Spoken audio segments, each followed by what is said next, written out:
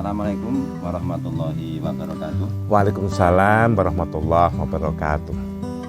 Alhamdulillah saya di sini bertemu dengan Pak Yai Ustadz Mahmud.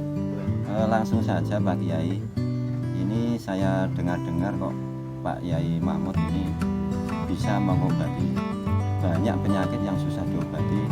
Terus itu ceritanya bagaimana Pak Yai Mahmud kok bisa mengobati banyak-banyak penyakit yang sangat susah diobati dan sudah berobat ke sana kemari. Begini, sebetulnya gini ya, konsepnya gini loh. Kenapa penyakit itu susah diobati? Kuncinya begini, kita harus tahu penyakit tersebut. Setelah tahu penyakit tersebut, maka kita harus tahu bagaimana cara menanggulangi penyakit tersebut. Terus obat apa yang cocok dengan penyakit tersebut. Terus lalu kita harus paham syarat-syarat mana yang berkaitan dengan penyakit tersebut. Kadang-kadang seperti ini, bukan karena obat mahal itu bisa mengobati penyakit, tidak seperti itu. Contohnya, ya kita sakit kepala, terus diobati dengan obat sakit perut, kan tidak sembuh. Kita harus menyesuaikan penyakit tersebut. Makanya kita harus mengenal penyakit dan obat apa yang cocok dengan penyakit ini. Dan juga gini, tahu syarat-syaratnya. Oh, penyakit ini syaratnya dari sini. Kita pijat atau kita tekan dari syarat tersebut, sehingga penyakit itu nanti bereaksi. Setelah bereaksi, kita baru menyesuaikan antara obat dan penyakit. Jadi obat contohnya ya sakit kepala, diobati penyakit perut yang paling mahal katakan, ya ada sembuh. Kita harus benar-benar tahu, mengenal penyakit tersebut. Terus masalah penyakit sumbernya apa, kita harus tahu semuanya. Setelah tahu, insya Allah kalau kita paham penyakit tersebut, insya Allah penyakit yang sudah diobati pun akan sembuh. Masalahnya pas, penyakit itu dengan obatnya itu pas. Jadi kalau tidak pas ya tidak sembuh. Maka dari itu saya itu benar-benar mengenal penyakit itu. Sebelum saya menjadi pengobat itu, saya itu harus bisa mengenal penyakit. Kadang-kadang kan seperti ini, ada orang sakit kepala. Pak Yai, saya itu sakit kepala tidak sembuh-sembuh. Sakit kepala kan banyak, bisa juga kanker otak juga sakit kepala, asam lambung tinggi juga sakit kepala, ginjal juga karena ginjal tidak bisa nyuplai oksigen sampai ke otak juga sakit kepala. Kebanyakan melek, tidak tidur juga sakit kepala. Jadi sakit kepala saja ini harus kita harus tahu penyebabnya apa sakit kepala ini. Berarti sakit kepala itu bukan langsung dari kepala, itu sudah bisa berarti beberapa dari saraf-saraf yang lain ya. Makanya gini, setelah ada pasien saya teliti penyakitnya apa.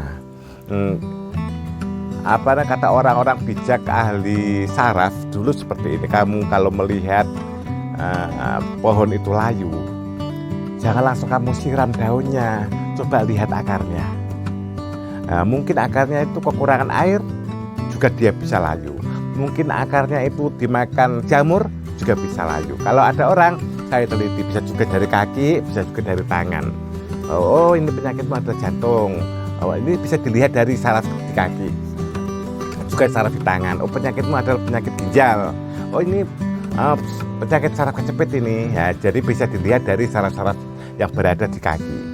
Paling banyak saraf adalah di kaki, karena kaki adalah bagikan akar dari pohon. Jadi pohon itu daunnya layu, kita coba lihat akarnya. Kalau akarnya itu mungkin kekurangan air, kita bisa lihat, oh berarti kurang air, kita siram aja, nanti tidak layu lagi. Oh, akarnya ini ada penyakitnya, ada jamurnya, kita potong, kita obati, bagaimana nanti pun akan daun atau tumbuhan akan hidup kembali, segar kembali. Begitu pula manusia. Apabila manusia itu sakit, maka lihatlah kakinya, di saraf kaki. Nah, itu lebih tepatnya. Nah, kalau tangan, saraf tangan ini dari sini untuk mengetahui dari sini sampai ke sini. Tapi kalau dari saraf kaki, mulai dari kaki sampai ke ujung rambut, itu berada di kaki semua. Berarti memang semua saraf berbagai penyakit itu bisa dilihat atau diterapi lewat Ya, kaki. telapak kaki. Ya, bisa dideteksi dari telapak kaki.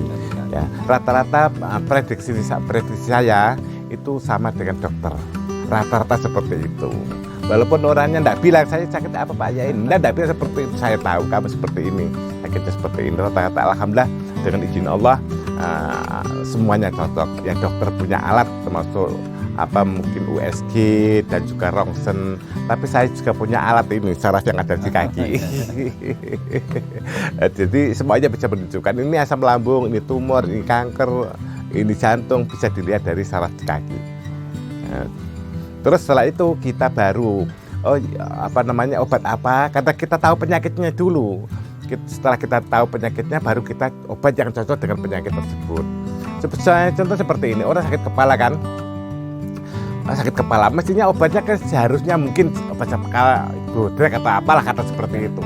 Lah karena penyakitnya itu asam lambung, bagaimana mungkin bisa sembuh diobati itu kan seperti itu. Caranya bagaimana? Oh, sakit kepala yang model asam lambung, obatilah asam lambung. Setelah asam lambung itu sembuh, ya sakit kepala yang sembuh. Seperti itu. Nuwun sewu Pak Kiai, bagaimana sih kok Pak Kiai kok menggunakan mendeteksi penyakit saraf kok lewat kaki itu, caranya bagaimana? Oh begitu. Tadi kan saya terangkan ya, kalau ada pohon atau ya tumbuhan pohon itu layu, maka lihatlah akarnya. Begitu pula manusia, apabila manusia sakit, maka lihat akarnya atau kakinya. Karena semua saraf yang di organ tubuh itu ada di telapak kaki. Coba sini, gitu ya.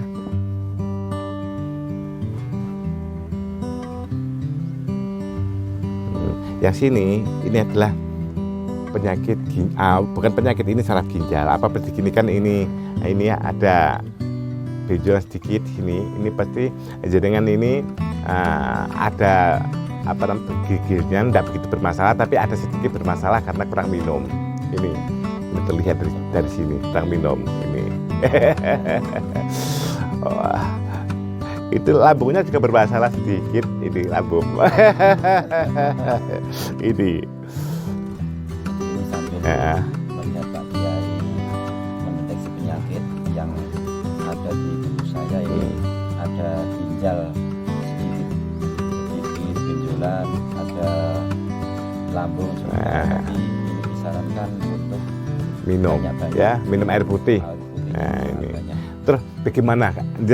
Terasa kan juga di ginjal kan agak terasa pasti itu. Karena sini kelihatan di sini ini saraf ginjal sini saraf ginjal, ini saraf lambung sini. Pasti ada benjolan di sini. Sedikit ya, itu pasti ada bermasalah. Tapi bukan berarti ini batu ginjal atau enggak seperti itu ya. Sebelum terserang seperti itu, maka banyaklah minum air putih. Kalau terasa lelah itu memang di sini banyak agak-agak terasa sakit banyak. Jadi memang kalau ginjal, gejala ginjal ini berarti disarankan memang minum air putih. Dan juga ini lambung juga agak bermasalah sedikit lambung. Untuk penanggulangan lambung sendiri, lambung gini, lambung penanggulangannya pertama ya, sebetulnya andai kata tidak diobati, kalau tidak parah tidak apa-apa, tinggalkanlah. Termasuk yang pedas-pedas itu ya, pedas-pedas yang itu tinggalkan dulu. Terus banyaklah juga minum air putih, termasuk hampir sama-sama ginjal. Tapi sebetulnya penyakit lambung itu kalau zaman sekarang itu bukan karena orang kekurangan makan enggak kok. Tapi rata-rata lambung juga itu jadi pikiran. Lambung itu jadi asam lambung itu jadi pikiran. Jarang orang zaman sekarang kena asam lambung kurang makan, enggak ada zaman sekarang itu. pikiran dan juga kecapean. Ya diantaranya seperti itu. Tapi jantungnya masih bagus, tidak masalah, jantung masih bagus. Jadi saya melihat penyakit seseorang itu lewat kaki. Jadi orang itu gini, andai kata kesini diam saja, saya punya penyakit apa sih Pak Yai? Saya lihat saja sih, oh kamu penyakit ini. Tapi yang parah ini. Masalahnya kelihatan di sini tuh kelihatan di telapak kaki kelihatan orang punya penyakit yang apa namanya yang serius sama enggak. Dan itu insya Allah tidak bertentangan dengan dokter, dengan medis, hasil USG, hasil rongsen tidak bertentangan. Masalahnya di situ yang bermasalah itu dia punya benjolan, benjol juga kalau ditekan keras itu sakit, gitu. Jadi dan juga saya kasih saran, ada teman-teman kadang pasien, nah itu saya kasih saran, kamu punya penyakit ini, yang harus dipantang harus ini dan ini, yang dianjurkan untuk makan ini, itu pasti saya sarankan seperti itu. Apabila menginginkan obat, karena saya juga ada obat ramuan herbal, ya silakan, nanti kata tidak apa-apa. Dan juga pasien-pasien kan seperti ini semuanya saya kasih saya sarankan, kalau rumahnya dekat pulang saja berobat jalan karena dekat. Kalau rumahnya jauh dan tidak mungkin untuk pulang, ya lebih baik nginap, itu lebih baik daripada pulang pergi ke rumahnya jauh. Bagaimana itu penyakit yang sudah parah kan tidak bisa seperti itu. Padahal saya terapi itu pagi dan sore. Pagi mulai jam 7:30 sampai jam 10, sorenya mulai jam 3:30 sampai maghrib. Nah, kita lihat kondisinya, kalau memang tidak ada acara yang penting ya sampai jam 9 malam mulai habis asar. Tapi kalau ada acara-acara yang penting ya tetap habis maghrib itu sudah. Karena acara hidup di kampung kan seperti itu. Kadang ada kumpulan tetangga punya hajatan, punya ini, punya itu, ya seperti itu. Dan juga kalau nginep kan bisa saya kontrol. Oh ini seperti itu. Sudah, mumpung di sini tanya saja, insya Allah saya terangkan semuanya. Senang saya teman-teman yang mau tanya tentang penyakit itu saya terangkan, dan bagaimana cara untuk mencegah penyakit tersebut. Gitu ya. Teman-teman, ini apabila yang melihat video ini ada keluhan penyakit dan mau konsultasi sama saya, insya Allah akan saya balas lewat komentar atau nanti lewat video yang akan datang. Biasanya itu setiap pasien nanti saya kasih saya kasih bagaimana pantangannya dan cara menanggulangi penyakit tersebut. Insya Allah nanti semuanya akan saya balas lewat komentar atau lewat video, gitu ya. Ya itulah tadi sedikit bincang-bincang dan ngobrol bareng sama Bapak Ustadz Mahmud. Semoga ini nantinya dan bisa membawa manfaat bagi pemirsa ataupun bagi teman-teman.